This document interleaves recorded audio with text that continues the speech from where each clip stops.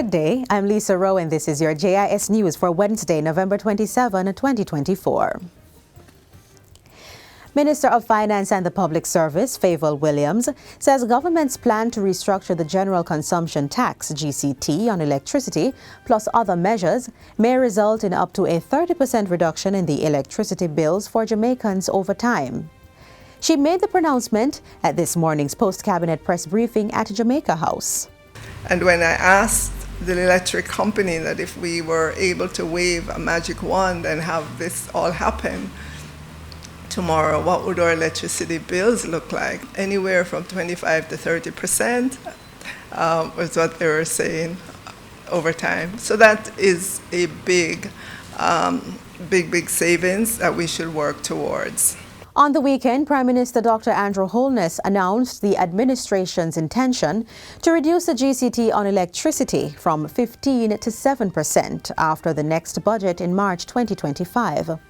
At the same time, JPS is to remove the non-tax threshold and replace it with an incentivized compatible rebate of GCT for persons who use 200 kilowatts of electricity or less per month. This will allow for the national rollout of prepaid electricity purchase, giving Jamaicans more control over how much electricity they use and when.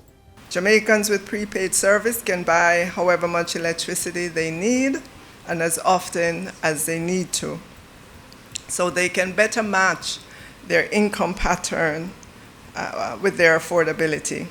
And the prepaid service will be available to anyone. Uptown, downtown, country people, town people.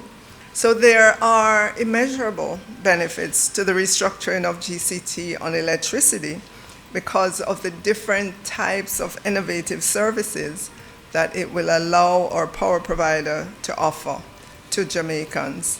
Pointing out that about 30% of Jamaicans are not paying for their electricity, putting undue stress on the national grid and increasing the instances of fire. The finance minister says much value will also be found in the plan to help more persons establish legal connections. These include scaling up the government's community electrification house wiring program.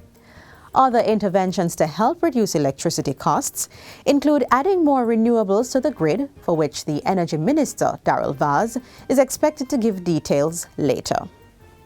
By this Friday, November 29, 290,912 taxpayers would have received their individual $20,000 payout under the government's reverse income tax credit initiative.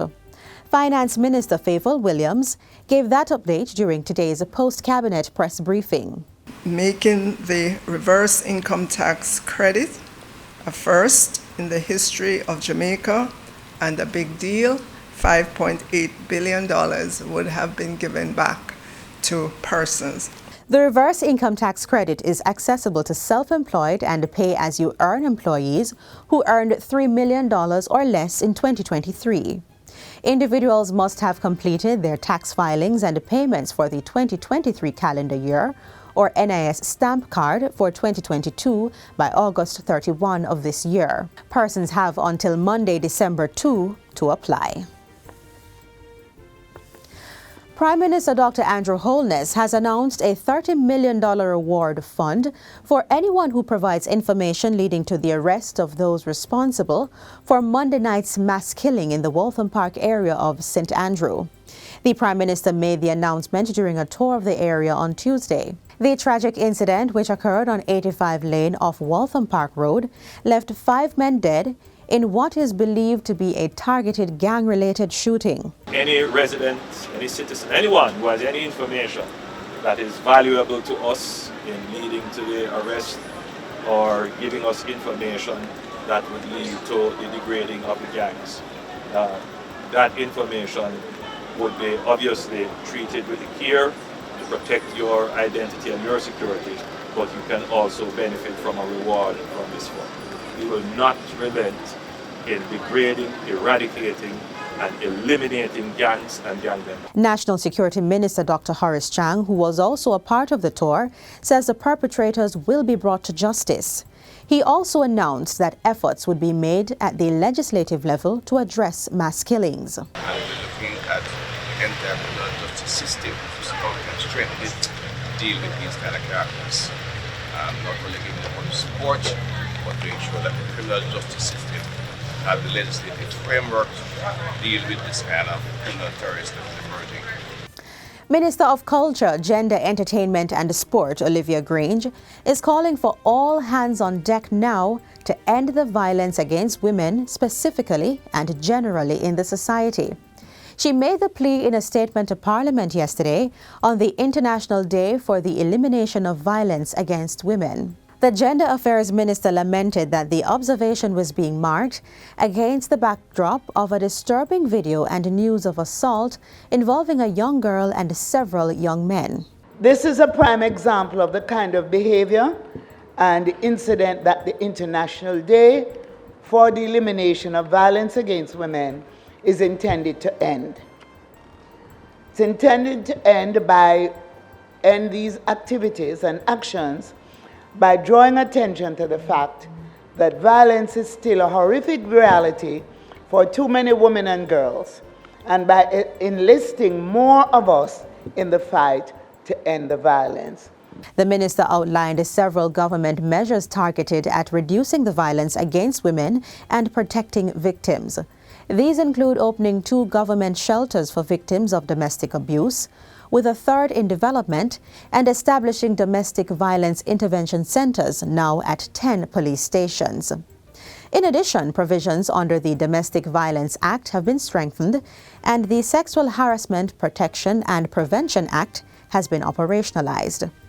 But Minister Grange stresses that these will not be enough to resolve the issue if Jamaicans don't begin to review how we view violence. We have to normalize the use of nonviolent means to resolve our conflicts, to treat with our children. We have to cultivate a new culture that is intolerant of all forms of violence in our homes, in our institutions, in our workplaces, in our communities, everywhere. She's calling on persons to join in the 16 days of activism from now until December 10, with men encouraged to demonstrate their commitment to ending the violence against women by wearing a purple ribbon over the period. And finally, the Jamaica Business Development Corporation, JBDC, is set to launch a state-of-the-art online learning platform for entrepreneurs next year. According to the Acting Chief Executive Officer, Harold Davis, this will bolster the corporation's initiatives to support the development, resilience, and growth of businesses. These days, we have to provide our learning for our entrepreneurs where they are, whenever they wish for it. And this is the way the world has gone. Through this learning platform, Mr. Davis says entrepreneurs nationwide can benefit more from the JBDC's transformative initiatives. In addition, he says the JBDC's €1.7 million Digital Jamaica program, which is supported by the European Union, is on track to upscale 2,700 entrepreneurs by 2026. And that's it for JIS News Today. I'm Lisa Rowe. Thanks for watching.